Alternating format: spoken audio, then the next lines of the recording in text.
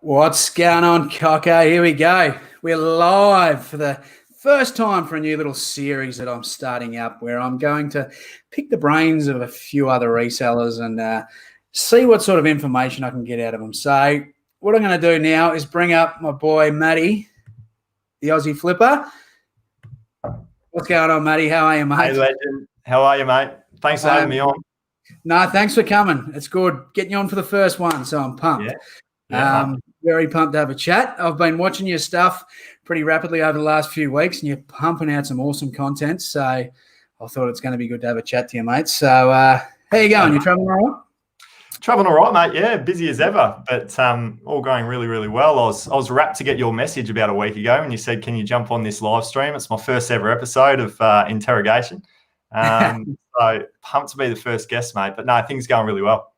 No, it's good, mate. I'm glad you could join me because, as I said, I've been itching to have a chat to you because I've got a few questions. I want to get inside that brain of yours for this interrogation, and I've already learned a lot just from watching your channel. So, and you're absolutely flying. When did you start? You've only been going a few months. Is that right? Yeah, YouTube, 3 months. And in all fairness, reselling pretty much when COVID started back in March. My really background, I guess, not that I'll go too long-winded on it, was it's been about 10 years working in the AFL, in the footy. So I've done that for multiple clubs, Gold Coast Suns, Freo and Carlton for the last 10 years. But then obviously with the virus and the way everything is in Melbourne, I was in Melbourne working for Carlton in March when it sort of all hit. Next thing you know, I'm a born and raised Gold Coaster. I'm back home on the Gold Coast. So, you know, real shake-up 2020 year. But one thing I've always kind of done, I guess passively, is I've always known about the reselling side of things, but I've just not really had the time with the full-time workload. But then, you know, coronavirus has really allowed me to kind of step back from work to the point where I actually resigned and said that I'm going to stay here on the Gold Coast. And I'm sort of, not that I don't think I am quite full-time with my numbers just yet, but I'm really trying over the next few months kick into gear full-time and just see if I can make it sustainable. But I've really enjoyed the process of, one, just getting into reselling because my roles in the footy industry have been sales roles. So I'm sort of that sales mindset. I just love the numbers. So that's where sort of the correlation into reselling's come in. But yeah, I've loved it. It's been sort of, 6 months, but really grown over the last 3 months since I've started the YouTube channel. And now I'm, 30 odd videos in. It's been about 3 months on YouTube, which I'm really enjoying because there's new skills, right? Like your video editing. I've never done that before. I'm talking on camera. I've never done that before. Live streams with you. So I've enjoyed the mix up, I guess, from I guess studying and then going into full-time work. Yeah. No, it's good, man. So you say you were in the sales department. What exactly were you doing with the AFL clubs? I was in sponsorship, so I was doing any of the sort of logos you see on the jerseys. I was my job was to try and, I guess, keep them and also get new ones if they fell off their contract. So I was more membership based at the Suns, and then I went over to Freo with Optus Stadium, and I was working in their sponsorship team. And then I went to Carlton. I did the exact same thing, but I've loved footy and I'll always want to try and be in football. But coming back to the Gold Coast, you don't have the opportunities in the AFL anymore. And really that's all I've ever done. So I've really gone, right, this is a great opportunity to look at what else you're passionate in. And it will always be sales for me. I do love it. But the freedom to work for yourself and try and, make a start on something, there's really no better time in your life than what's gone on in 2020. As difficult as it's been, I've kind of looked at it as a positive and gone, look, I'll do this for 3, 4, 5 months. And if it all doesn't work and goes to shit, well, who cares? I'll go back to a job. But right now I've got this little moment here where I can actually give it all a go, give YouTube a go, give the reselling a go, and hopefully it pays off. But if it doesn't, it's not the end of the world. So I'm just having a good time. I'm enjoying the freedom. Yeah, I like the attitude, mate. And from what I've been watching, you're absolutely killing the game. So I'm going to just quickly jump across and just say g'day to a few in the chat. Our boy Robbie Hollywood, he'd be happy to know you worked at the Freo Dockers because he's a big Freo man, Rob is, but he's stuck at work. So tough year for the Dockers. He's one-eyed Dockers, he is, yes. Bit of pre-live hype from two Aussie thrifters. My boy Zach's in. We flipping good stuff. And two Aussie thrifters have dropped your link in the chat. Appreciate it. Watching the replay. Two Aussie thrifters. Oh, they're absolute legends, those two. Anyone watching back, Maddie's link will be in the description too. So make sure, don't just go over and sub. Go up, give him a big thumbs up, and have a look at the content that he's putting out, because it's very, very good. Jazz is in. Cara, Thrifty Pixie, and the chat done its typical thing. So something we do when we're on these live streams, Matty, the chat does this big jump and you lose everything. But Sam's in, Second Life Sales, the Junk Removers. What's going on, mate? Good to see ya. Kaz is in. Look, we've got plenty in to see you, mate. Look, awesome. I'm hustling. Up to Thrift. We've got Leanne. Leanne's all the way from Ireland. I don't know if you know Leanne. Yeah, I do actually. Instagram. Michelle Waters. Oh, Michelle. Hello, Michelle. Michelle's. So I'll quickly say now I've got Michelle there. She was, I think, almost one of my first subscribers, and she's commented and liked every single video. Michelle, thanks for tuning in. I do appreciate everything you do. Good on you, Michelle. I think this may be the first time I've seen Michelle too, so thanks for coming across. Michelle. It's great that there's so much sort of support around the community. So we know there's always the negatives, but we don't pay attention to them too much. Kayla's in. How you going, Kayla? Toby, Captain Op Shop Nerd, has subbed to you, mate. He's subbed. Good man. Thank you, mate. My wife is in. Eli, my son is saying hello to Daddy. How you going, buddy? You should be asleep, mate. Justin Horner. And look, I think we've caught up. So we're gonna get into a few things here. So you've told us all about yourself and how you've got into it. So now you're basically full-time. Have you sort of come up with a bit of a routine? Now, I'm listening closely because I've, as you know, gone full-time in the last couple of weeks. So I'm sort of, for me personally, I'm still, like I was just talking to Kate not long ago about sort of a routine, and mine's actually changing every day because it's so much different to what I'm used to, and I'm trying to juggle everything and all that sort of stuff. I'm trying to put into place when I'm going to pack, when I'm going to list, when I'm going to source, all the different things that we do as resellers. Have you set yourself a routine yet, or are you kind of winging it? Well, I think you and I are at very similar stages, because you're only a few weeks in, and I'm probably into my second month of no work doing this full time.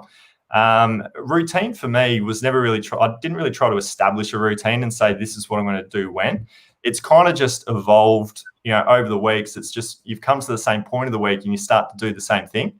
I think the YouTube channel's had a lot to do with it. I go out and I do a big bulk day of thrifting every Thursday. And really that allows me enough time that I can list it Thursday night and then Friday. So I'm good to go for the weekend, because I just like to try and have everything up by Friday night, get as many sales as I can over the weekend. And really there's a lot of more admin type work that I do on a Monday. I obviously go to the post and do the post run, which is bigger than normal on a Monday. And really like bookkeeping type work to really kick off the week. But then I really do, I place a focus on trying to get out and source items 3 to 4 times a week. And I typically like to do it in the morning. So it's sort of a 9 to 12 when they first open up, get back home, put it all into the system, and then try and list away through to 7, 8 o'clock at night. And then I kind of play with YouTube after that and try and edit videos, at night time. So my job is 9 to 5 reselling. And then my YouTube's almost like my side hustle. And that's kind of the way I look at it. Yeah. But yeah, it's kind of evolved. Weekends, I try to not do as much, but obviously it's really busy in the sense that you do get, a few more sales. And I'm a big Facebook Marketplace seller as opposed to eBay, which we can touch on a little bit later, but I'm often needing to be available on a Saturday and on a Sunday. And I'm always trying to source on a Sunday as well on Facebook, because I think typically a lot of people list on Facebook on a Sunday.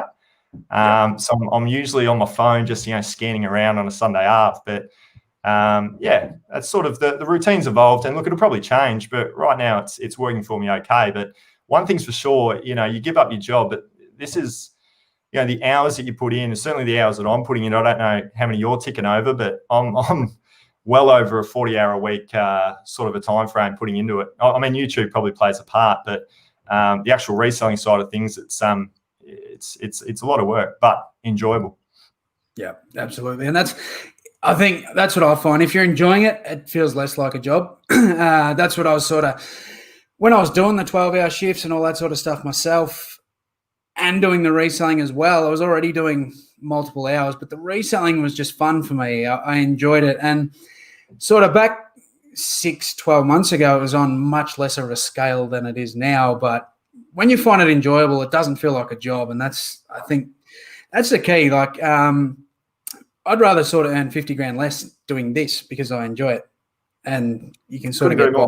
So, yeah. So you're saying you go out sourcing sometimes 3 times a week. Do you have a broad amount of thrift shops around you? Like, so you hit different spots every time, or is it the same ones consistently turning over good stock? I'm pretty fortunate. I've got 4 that are really close to where I live. So, you know, I can rotate those 4 on a random day if I'm short for time. On a Thursday, I typically like to pick a different part of the Gold Coast, so I'm getting into new stores. I've got my favourites that I'll always go to, like anyone does, I guess, where you typically find your golden items. So I'll always go back in there for a peek. My favourite op shop's the smallest op shop of them all, but it just produces for me, so I just continually go back to that one little op shop.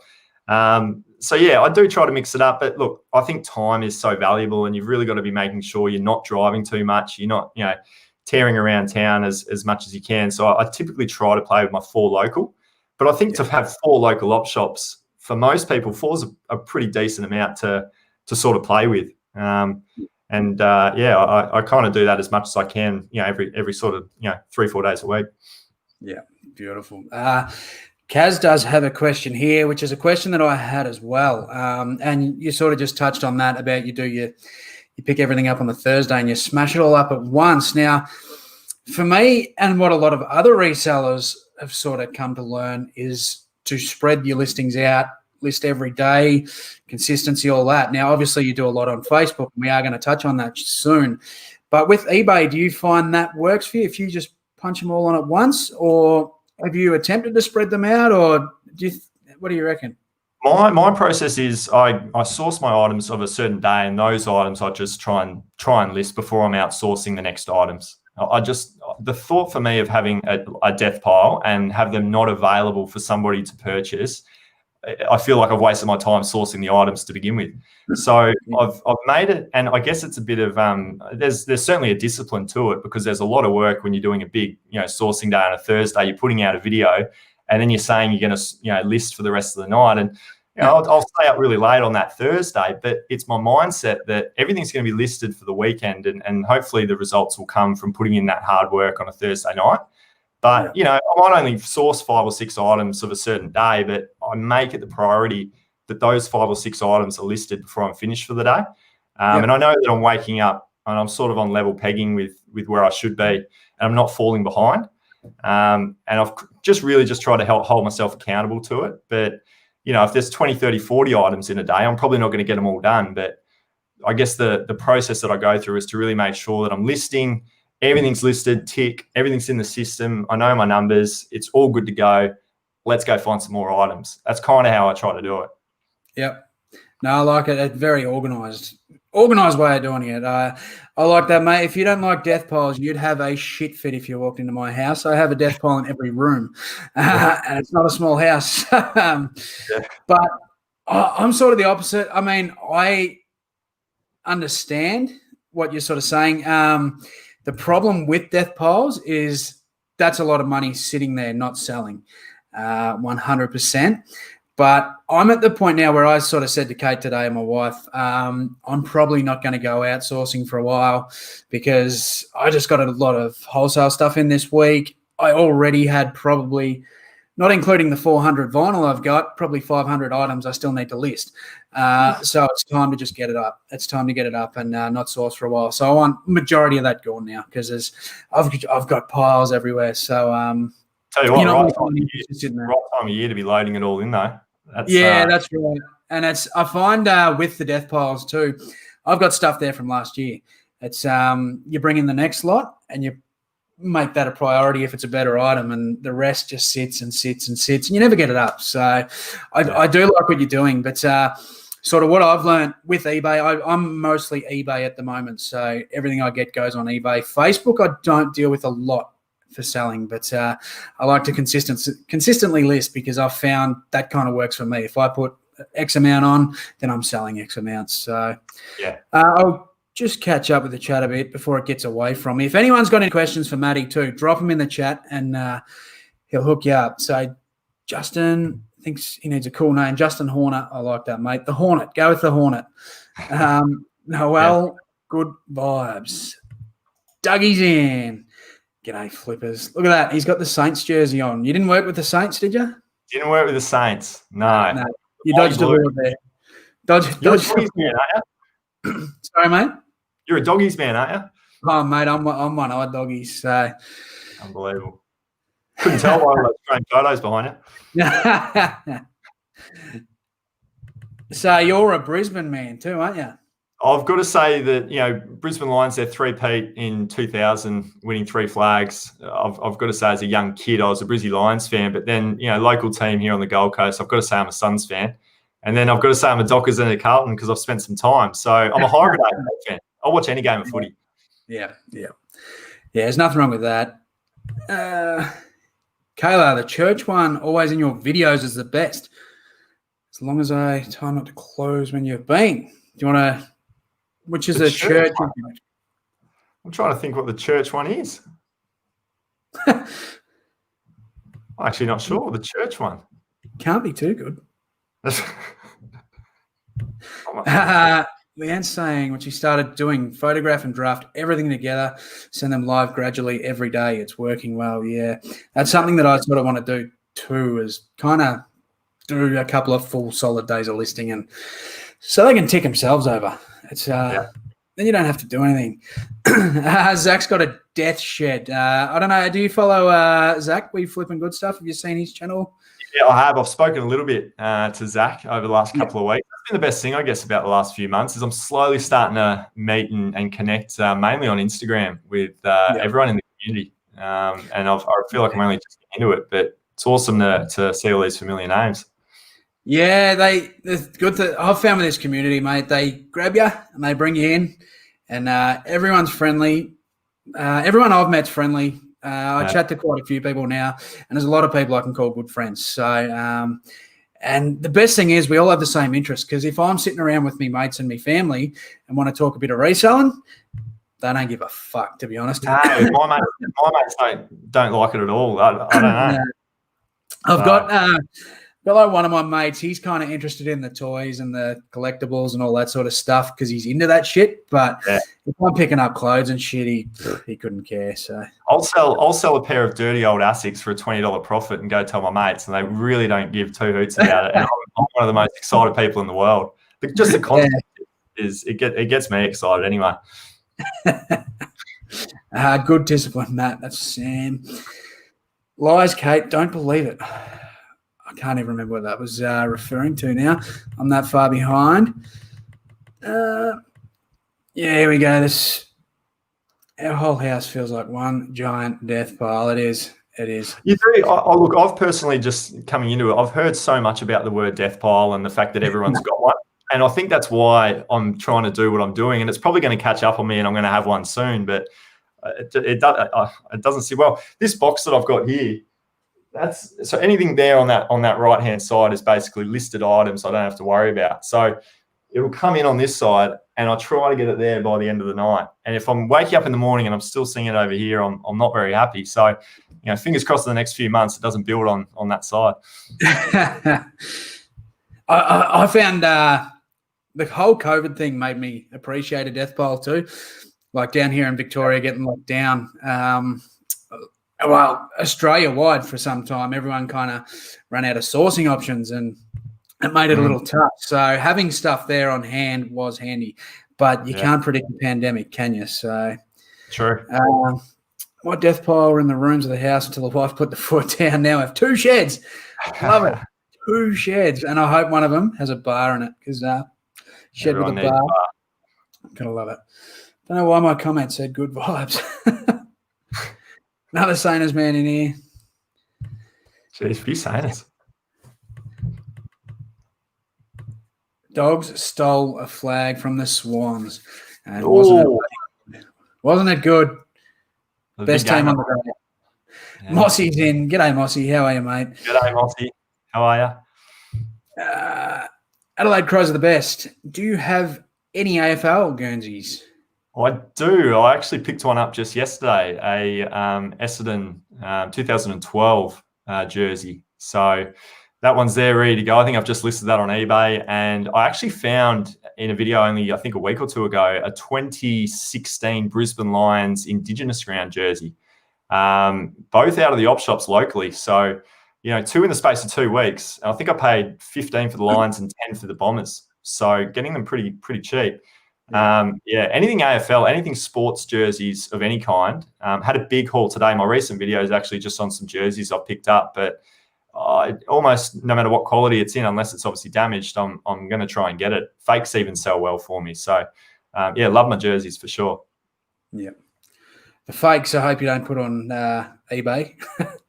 No, but you can almost advertise them as fakes, and just the fact that it's the Barcelona Football Club and it's got a Lionel Messi name on the back, you can sell it for $20 and people know that it's fake and they're happy to purchase it. As long as you're not writing genuine, authentic or anything like that, people are still buying them because of the brand. Yeah. Rack Raiders are in. Far out. They should put the Aussie times on YouTube. We have arrived. Well, welcome, Rack Raiders. The chat just did that almighty jump. So if I've skipped anyone, I apologise. So something I wanted to talk about with you is I love a good niche. I've got a few myself, and there's a few different things that I like to tackle. One of the things that you talk about quite often is something that interests me, and I haven't tackled it a lot. Now, I'm going to tell a little quick story. Earlier this year, I purchased a abandoned storage unit. And I was expecting just a lot of boxes, a lot of mystery, a lot of clothing, which there was. Lots of Jordans and all that sort of stuff, and it was really good. But it was twice the size than I was expecting. We pulled some boxes out, and there was a lot of furniture there. Now, I was cursing and swearing because I don't deal with furniture. I didn't want anything to do with furniture, and I knew nothing about furniture. Now, as I got through this unit, the highest profit I turned on that unit was from furniture. And that was pretty substantial amount of money too. So then I started to think more, should I get more into this? Now, this was back in Feb when I had a full-time job, and trying to find the space and all that sort of stuff for some of this furniture, it can be quite tough. So I thought, look, maybe one day it's something I want to get into, but I never really went any further. I never really done any more research, but I did turn a profit. Now, I've been watching you, and you do a lot of furniture. Do you want to sort of talk about how you started? What got you into that? Where did that come from? Because most resellers, especially us that do the YouTube, the Australian channels, that is something completely new, and I'm loving it because no one really touches on that stuff. So I think it's fantastic that you're doing that. But I want to know what got you into that, because most of us, we don't, and a lot of people, probably like myself, are scared because they're big, they take up a lot of room. But you're very confident, and some of the videos I'm watching of you, you're picking them up off Facebook and selling it that same day.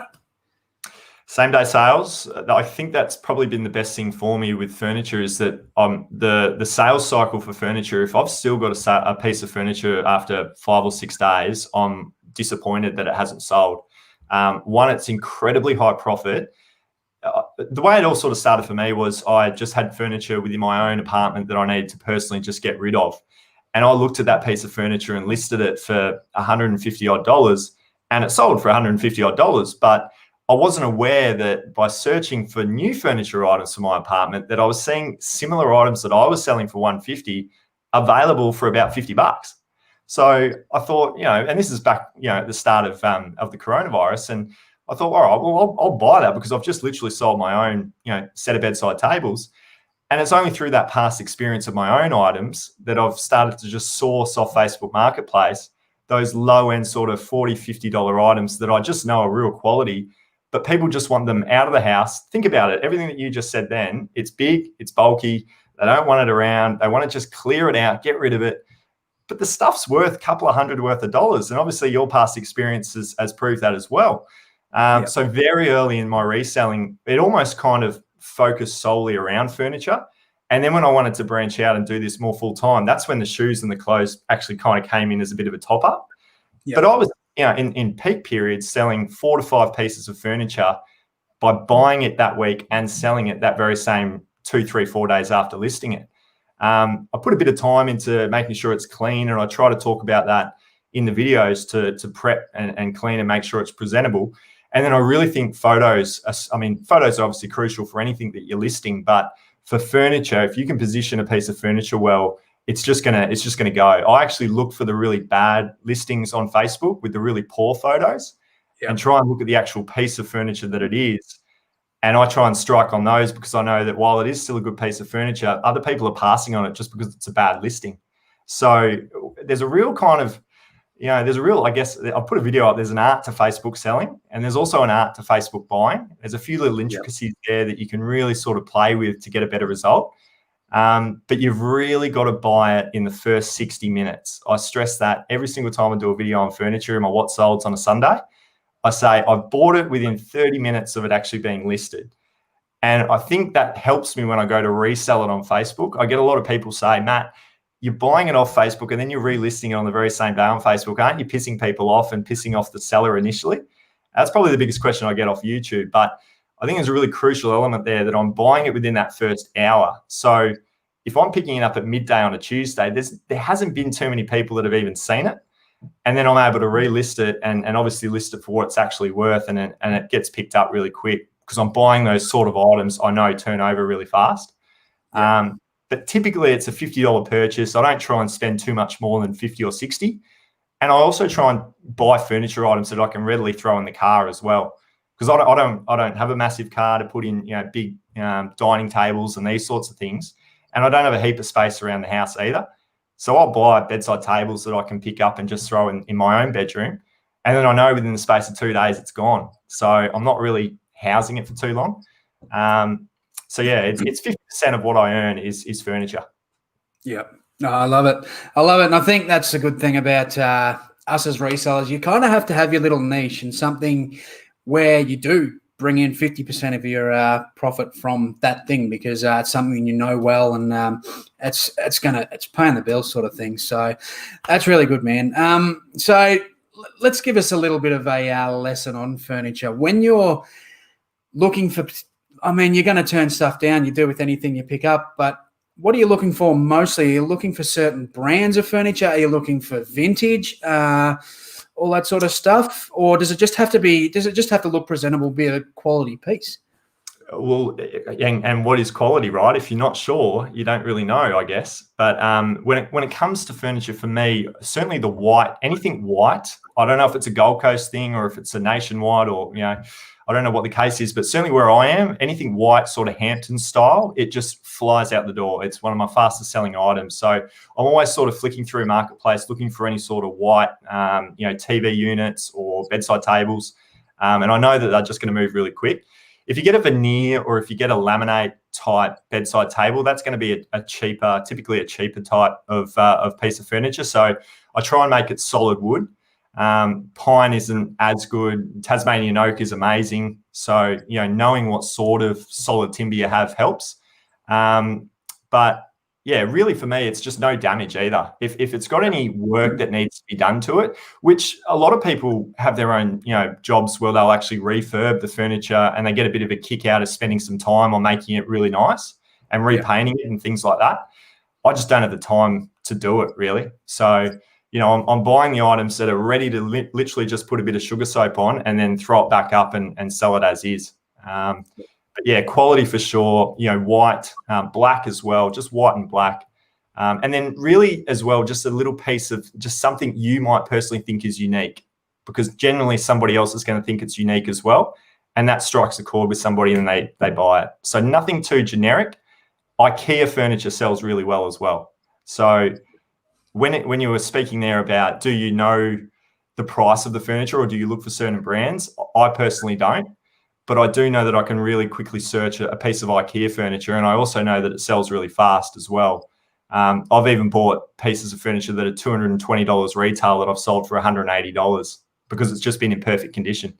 So it's a massive profiting niche category, certainly for myself anyway. And I'm still learning different parts of it, but it's just that one that just keeps turning over. You've just got to be always on the ball on Facebook and just constantly refresh your search. Put an alert on Facebook so you get the alert to say there's a new piece that's been posted, and then go get it. That's the other thing. There are so many people on Facebook doing exactly this, sourcing furniture either for themselves or just simply buying it.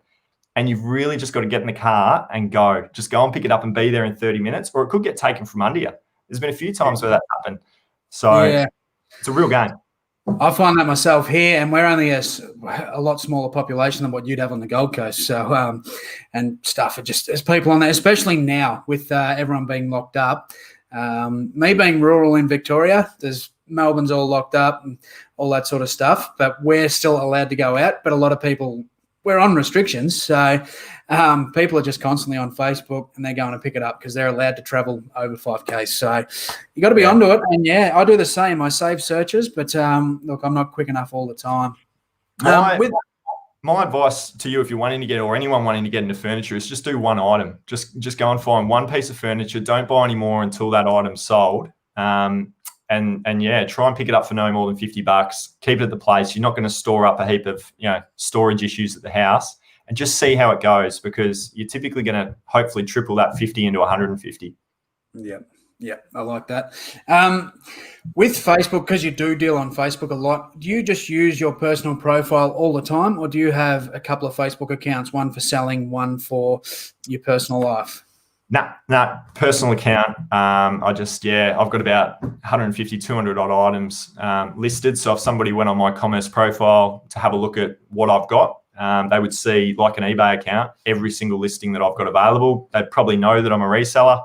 But really, what I'm listing at, they're really good items, good brand names, and they are at a really low price, because I'll always list my items on Facebook a little bit less than what I would on eBay because there's no fees. And I really use Facebook for 70% of my sales results, because I try to put time and energy into that, because I don't have to worry about the fees. I'm pretty shocked at how much eBay does slug you and take away from you. And that's why my mindset's always been, obviously, cross-list and put it across both platforms. But if you're ever going to get a nibble on Facebook over an eBay purchase, go hard on the Facebook, because it's your money. There's no fees whatsoever. So it's just my Facebook account. There's only the one, and I just constantly just list through that. Yeah, I like to hear it, because a lot of resellers and myself, I used to do Facebook a lot more than I do now. And now, going full time, I'm trying to tackle Facebook as well, because, like you said, you cut out those fees. And I mean, by the time you list something, you get people are going over to manage payments, PayPal's cut out, but you add if you're running promotions and all that sort of thing, if you make them pay the ship, you get a little fee. It adds up to about 15%. Plus, you add your tax on that. I mean, you're nearly losing half the money by the time you put the money that you've invested. So it is definitely a good thing. But a lot of people I find a lot of people don't like dealing with Facebook more so, because you have to deal with the person a lot more. There's a lot more talking and all that sort of stuff. That's obviously something that doesn't bother you if you're doing it all the time.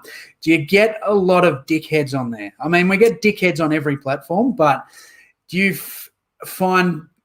I think people are scared because they only put a few items up. They have to deal with shit that they wouldn't deal with on eBay, where they just pack and send. Whereas they go, nah, stuff that, I'm going back to eBay. It's way easier. Do you find with having 150, 200 items on there, you get less and less dickheads, or do you get more? Look, I think with Facebook Marketplace, you're always going to get dickheads. I think anyone's going to nod their head and say that's definitely the case. The way I look at it, would I rather deal with a dickhead, or would I rather have zero fees? And any day of the week, I'm going to take zero fees, because that's the business that I'm in. I resell items, and I want to make the most of my money as I possibly can. So if that means putting up with a couple of dickheads to get the result, absolutely. But the point around dealing with people, I actually personally believe that aspect of dealing with people is what helps me generate more sales, because I've got that sales background in me. And I know the process of how to make a sale, and pushing urgency, open communication, asking open-ended questions to get more information out of your potential buyer. I speak more to somebody that says, is this still available to me on Facebook, than they do. And they're trying to buy the item. I'm asking them 100 questions. When can you come and pick it up? You know, or basically just pushing them to hurry up and just be here, because so many people want to come and grab this item. So you better come now and just grab it. eBay doesn't provide that. You just have to kind of sit back and just hope that you get an alert on your phone, where I can potentially turn somebody that's on the fence on Facebook Marketplace to be at my house within 30 minutes through me manipulating the sale.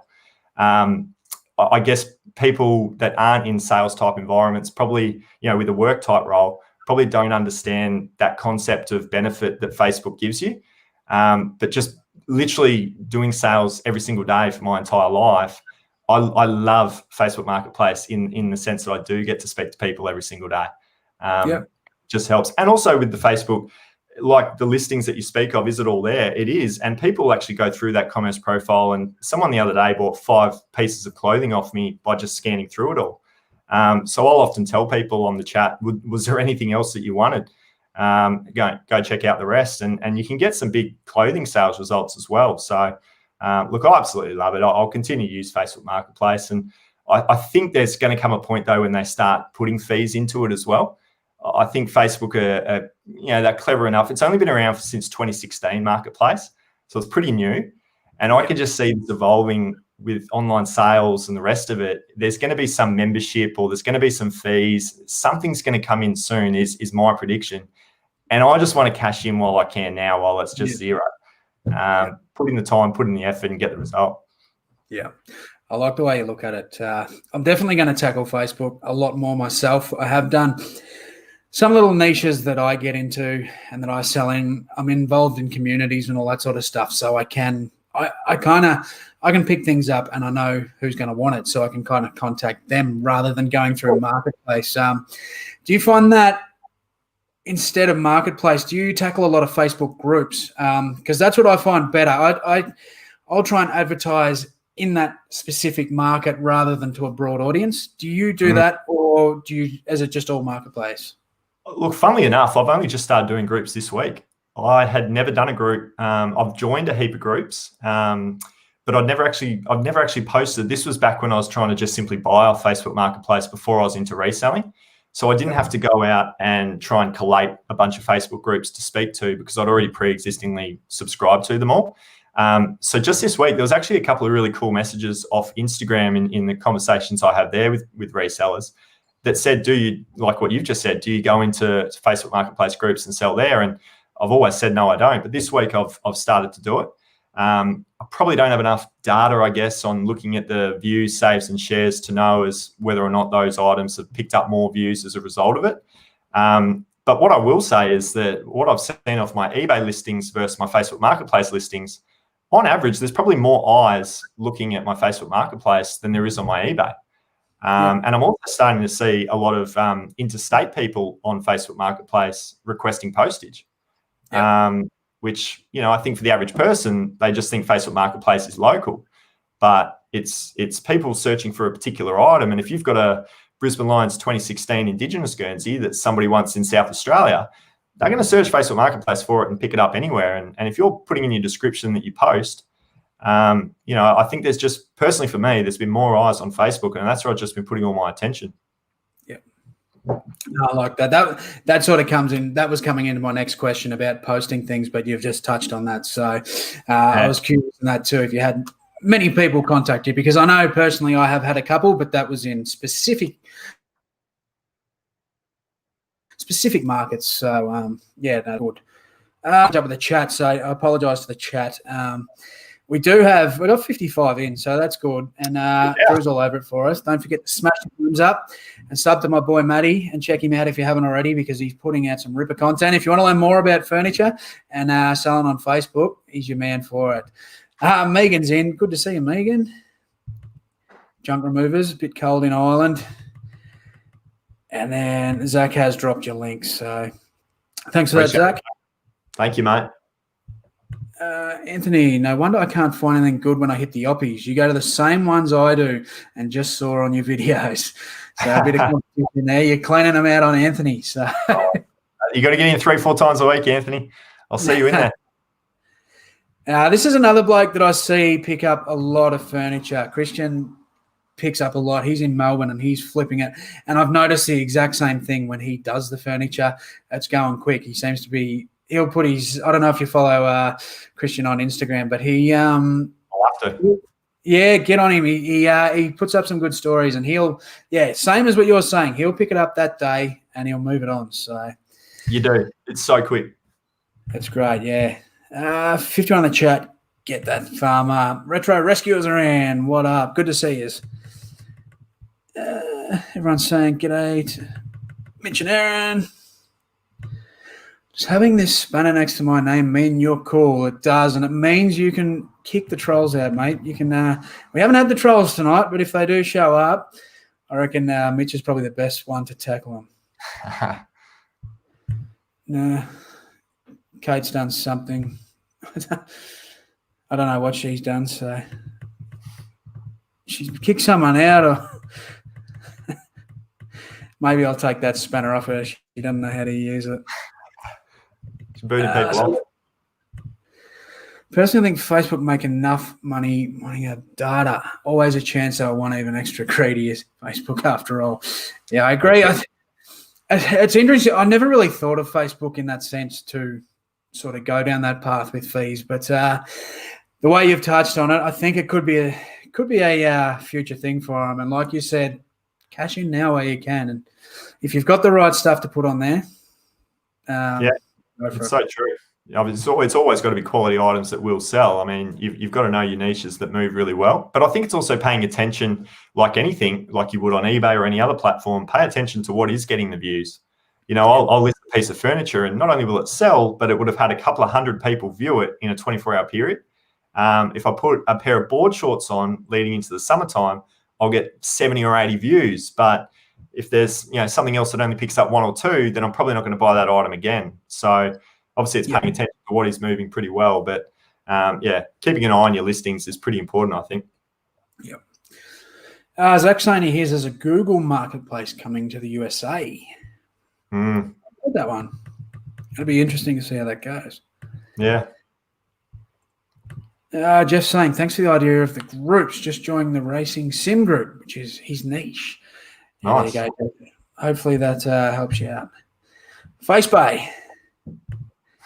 Relove Closet. Hi, guys. Great info. Yeah, we've got the man on here that flipping furniture, flipping on Facebook, doing all these listings in one day, going against everything that us as resellers have discussed for so long, but absolutely killing it. So it just goes to show you don't have to be set in certain ways, because it's good. You see, and I'm glad you're doing these videos because it gives us the opportunity to see what you're doing and how different you are to a lot of us others, and you're still generating good sales and making money. So it just shows sometimes if you're stuck in your comfort zone, which some of us tend to get, and I'm the same. I went through a little patch where I was experimenting with different things, but then I just got stuck, and it was just eBay. Make sure I'm listing 10, 15 a day, build that death pile, and I was almost robotic.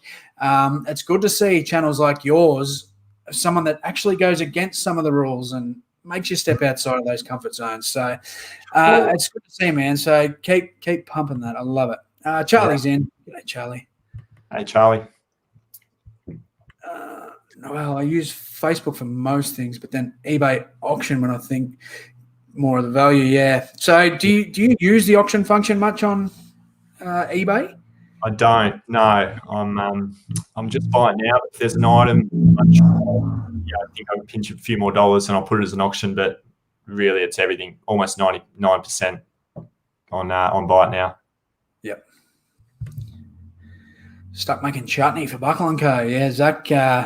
He's has some awesome stuff going on there with Buckle & Co. If you haven't, there's a Facebook page, and he's making all sorts of chutneys and relishes, and I've still got to get myself some. I haven't actually bought any yet, but it looks bloody good. So sounds good. Yeah, he's doing pretty well. He's I think he mentioned the other night that that's kind of been his main thing over the reselling at the moment. So I'm going to have to get my hands on some of that soon, Zach. I'm going to come knocking on your door, I think. Charlie, I got kicked off Facebook Marketplace for selling G-Star jeans. Bots won't let me back in. Well, there you go. I've never heard of that one. People being kicked out. Have you heard of that one?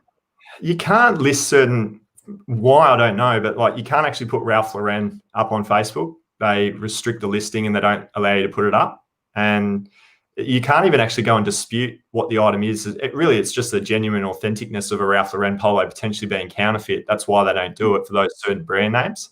But with the virus, they don't have the staff at Facebook to be able to man the requests of, items being genuine. So there's a lot of items out there that you'll try and list, but because of the brand name, Facebook, for some weird reason, just doesn't let you list it. So, Ralph Lauren polos, I just do RL polo shirt, and then the photos do the talking. But yeah, I've seen Facebook have those, those glitches, I guess, which is a bit frustrating.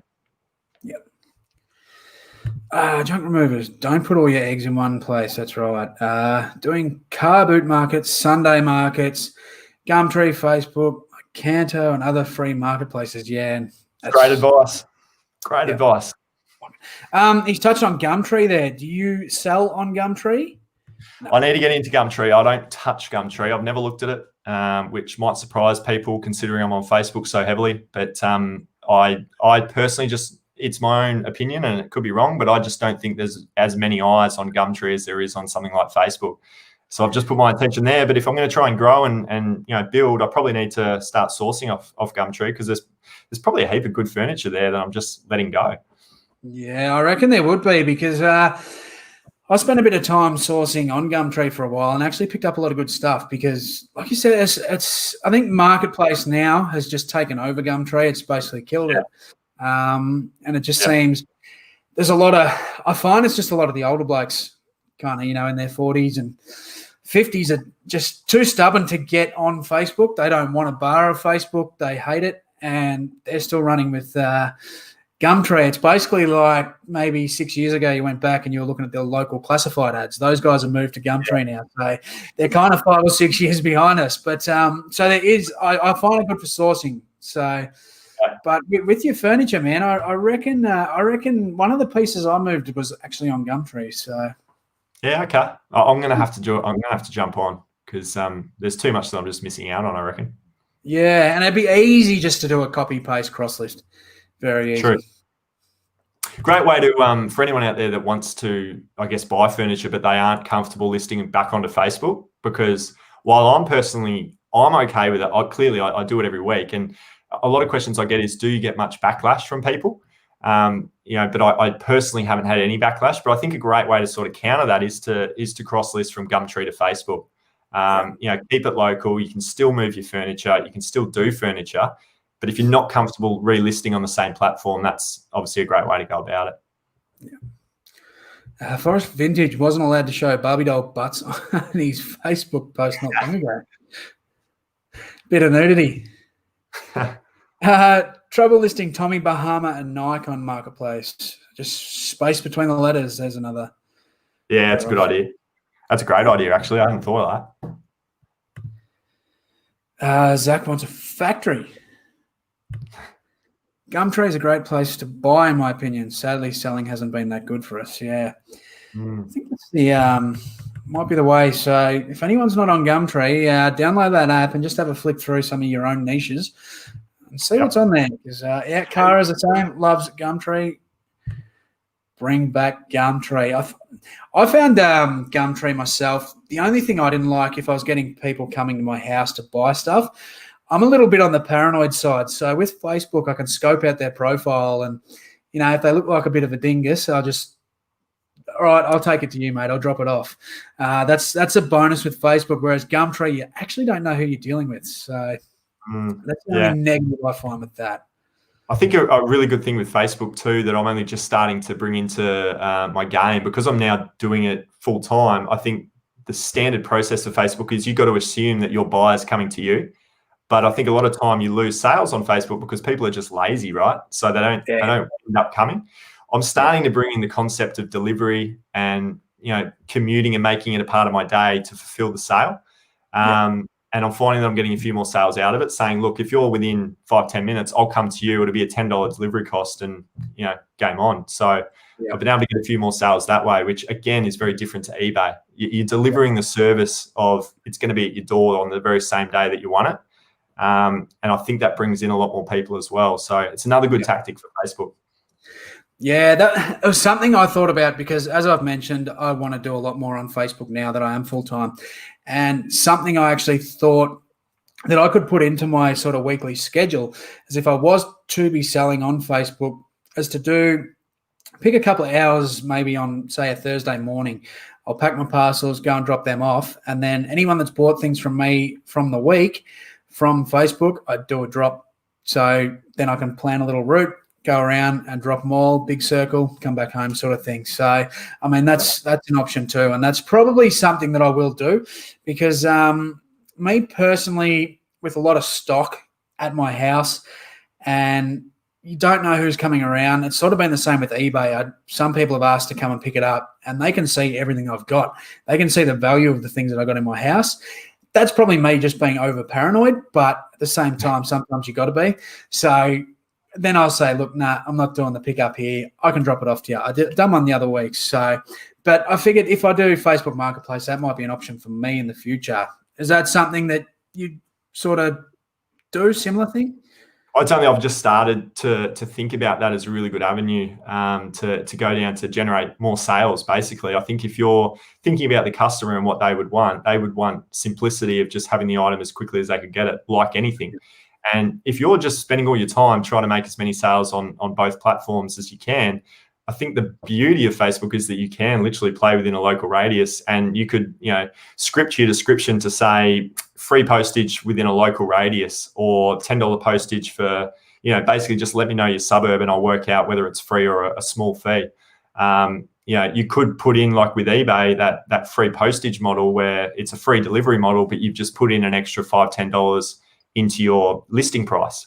And it's only free delivery if it's bought without being negotiated to a lower price. So I've looked at different models, I guess, on how I could start doing delivery on Facebook Marketplace because truth be told, in the last couple of months, I've never done delivery. It's always just been the fact that there's zero fees and they come to me and I don't need to put anything in a postage bag.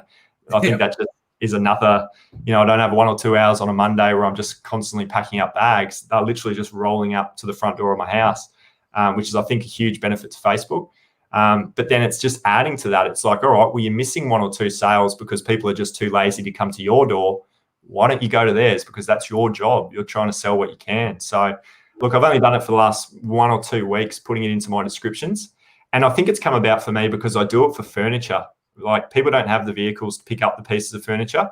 I do, and I'm able to go and deliver it for, at times, $20, $25. It's a lot cheaper than Airtasker. And it only just adds to my sales. Sometimes I'm selling the item or I'm getting that delivery of $25, and that's what I initially bought the item for. So the entire sale is just a pure profit scenario because I'm delivering it for what I paid for it. There's a few little tweaks I think that you can do with Facebook to generate more income and I guess more sales. Yeah, love it. Zach's saying buying on Gumtree is awesome. You can get great bargains. Yeah, it's definitely an avenue I have to look at more, but I have done well out of buying on Gumtree. So yeah, I'm going to start to put more time into it, I think. Love using Gumtree for his niche by racing sim wheel set and sell it back on Gumtree. Also caught backlash from one guy, yeah. Better prices. Bit of a dingus. Leanne's having a laugh there. Has all the cool lingo. I just, if you know me, I just roll with whatever comes off my tongue. It's sometimes it's you never know what's going to come out of this mouth. All depends on how many frothies I've had. And today it's this is my first one. I thought. What do you got? What's the drink of choice? The very best, mate. Hello. Which brings me to I had a couple of questions for you on Instagram. Now I put a post out. We had a couple of responses. So one of them was from our boy, Robbie Hollywood. He has asked, do you drink VB? I do drink VB. Yep, love it. I don't think you can get away with you're a good bloke. You got it, mate. Yeah, I'm a VB man for sure. that's going to start a little bit of a poll that I'm going to have when I do this series to see how many resellers actually do like a good drop, because lately in some of these chats we've had some trolls abusing the beer of my choice. Cool. They don't like it. There's a lot of people that don't like it. So we're going to see how many we can get on here that actually enjoy a VB. You got one. One from one. We got one. So we're starting well. The next question was from Reselling Wonders. And this has all been touched on. She's just basically asked if you're full-time or part-time and how long you've been doing it. You've touched on that. So they were the Instagram questions. So nice. We could talk for a couple of hours, mate, but we've only got sort of 5 minutes left. We're going to try and keep it to the hour. So I won't bother catching up with the chat. Sorry, chat. Just can't keep up with you tonight. But the last question of the night, what do you sort of, now I know you've touched on with the job and everything now, you're sort of just having a bit of fun and see what happens, but do you actually have any goals with your business now? Do you want to expand and literally make this full-time go? Like, you're obviously going hard at the minute and want to tackle it, but what are your goals with that? And do you think there'll ever be that job with the AFL? Do you ever think you'll sneak back there, or do you just want to tackle this, and where do you want to go with it? Oh, look, I personally think right now I'm just going completely gung-ho on making this a thing that I could make sustainable and do for a really long time. And, I think there's so much that I'm literally learning every day as I'm going, and I'm trying to use that knowledge to obviously progress and make better sales moving forward. I just think there's so much more to learn. But my goals and my intentions are to grow it to a point where I'm on $50,000 sustainable, sort of an annual salary. I think if I can hit those numbers, and really that's what I talk about in my What Sold videos. I always put up my sales results for myself personally, and it's almost as much as I'm trying to let you know about what I'm up to on a sales front. It's almost like an accountability front for me to say, look, this is where I'm at, and I can reflect back on that. Right now, I'm not at the point where it's sustainable at a $50,000 a year salary. So I've got a lot more work to do to get myself to that point. But then I want to really blow past that. I want to get to that mark, because that mark to me tells me that I can make this a proper thing that I can sustainably have long term. So if I can hit that and achieve that, then that obviously goes to the next set of goals that I have. But I'm not there yet. I want to get into wholesale like what you're doing. I personally don't do any wholesale, or have never done wholesale, because I'm so new. I don't have very many contacts in that space. And there was a couple of people that I was talking to, but I wouldn't recommend, going and doing an international wholesale for your first wholesale. And that's what the opportunity was going to be. It was going to be an international one. And I got spooked by it, and I didn't think it was a good idea. So I just left it alone. And I'm really glad I did, because I really want it to be a local wholesale deal that I do first up. But that's going to be a huge way to expand my business is to get into that space. I've only just done retail arbitrage last week for the first time. Like, that's a whole new world for me that I'm starting to put videos out about, because I'm loving it. So really for me, it's, yes, I want to make it a full-time thing. If it all falls away and it doesn't work out, I'll go straight back into a footy club in Melbourne. I always thought that I'd work in the AFL for the rest of my life, just because I love the game so much and I love being around the footy clubs. But this is a real opportunity for me to go all in, give it everything, get on the YouTube path and just see what happens with it, and go back to your old life if it doesn't work out. But 2020 has been a wild year, and I think if you're not giving something a go, if you've got the opportunity to, by falling out of work and, all these sorts of things that people are going through, I think it's really important that you try and look at what can you do to make a really tough year a really good year. And I really want to look back on 2020 and be like, look, it was awfully tough. There was a lot that went on, but I turned a reselling business into a full-time thing that I've done for the last 10 years. When I'm looking at it at 2030, I want 2020 to be the best year. So I'm working really hard now on not a great return, but I really do think putting in the time now will get me to be able to be sustainable and really just be able to work for myself, be my own boss, have complete freedom. I think that's the best thing about reselling, and that's why I love it. So that's sort of my goals and my ambitions, but I'm completely okay if it doesn't work. I don't think failure is an issue. I think even for yourself, going into reselling full time, making the plunge, I'm doing it too. I'm really not fearing it not working.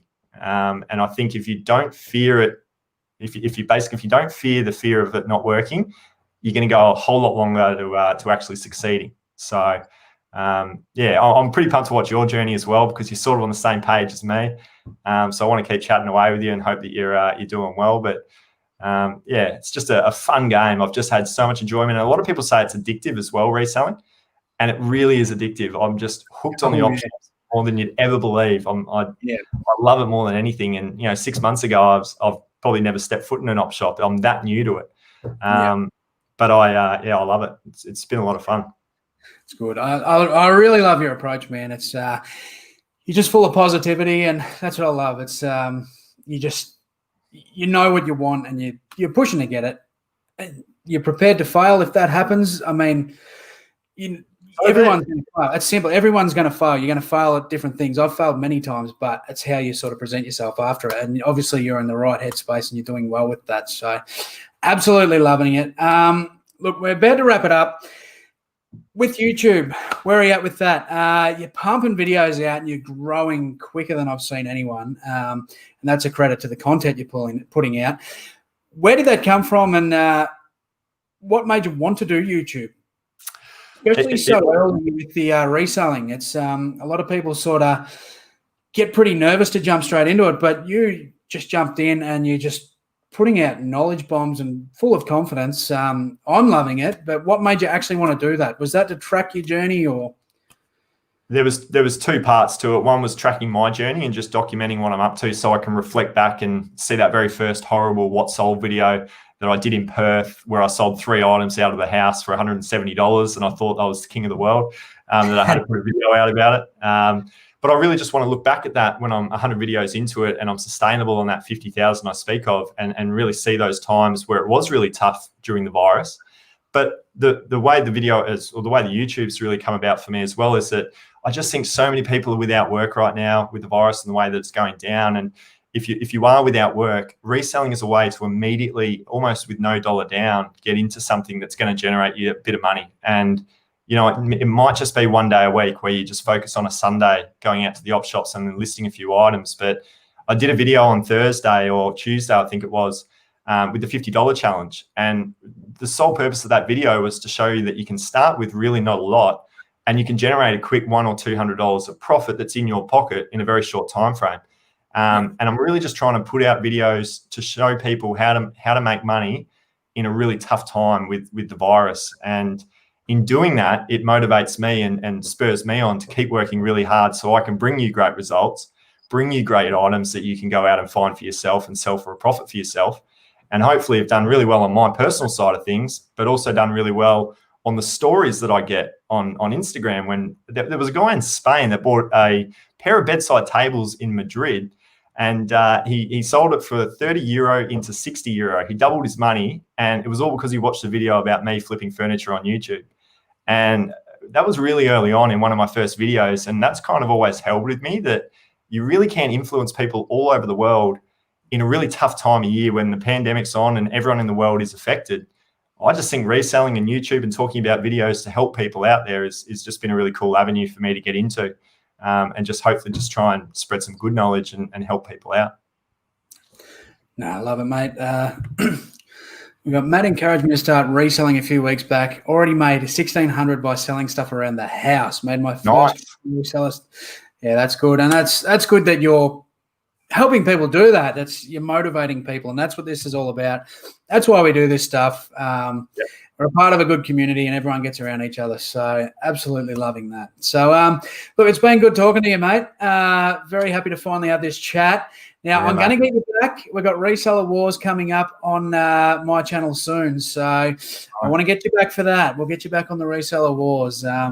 That's for sure. But Zach's looking after us here. Smash the thumbs up because we really appreciate that. And check out Matty's channel. He's pumping out some absolute ripping content and so many good videos. So absolutely loving it. I apologise for my lighting tonight. The one of my lights went boom right as we sort of kicked off. So she's a bit dusty and creepy in here tonight. But that's going to see us out now. As we get out, I've just got a little quick fire here to see us out, mate. So I'm going to fire some questions at you, and you're going to pick one, and then we're going to end it. So thanks very much, everyone. get over, sub to him, give him some love. He's on Instagram as well, the Aussie Flipper. You're not just going to learn about furniture and Facebook. There's plenty more to Matty's story, and you'll see that on his channel. So make sure you get over. So, righto, Matty, eBay or Facebook? Facebook. Vinnies or Salvos? Vinnies. Shorts or jeans? Oh, shorts. Clothes or shoes? Shoes. Footy boots or footy jumpers? Footy boots. Done more of them. AFL or NRL? AFL. Come on. Op shop or thrift shop? Oh, look, I'm op shop. I'm definitely op shop, but I speak thrift too much because there's too many people in the US watching. You know, I prefer op shop. KFC or Macca's? KFC. Anything or VB? VB. Brisbane or Geelong? Brizzy Lions, my friend. Oh, mate, thanks very much. Hope the Brizzy Lions do well for you. We're going to have you back. Get over, sub to Matty. And next week, I'm going to have another special guest on. So we're going to be back next Thursday. So keep watching my Instagram story and you'll find out who that'll be. So I'll talk to you there. And tomorrow over on Two Aussie Thrifters, because they've got a massive one coming up with Hairy Tornado. So that'll be great. Get over there and we'll see you in the next one. Thanks, Matty.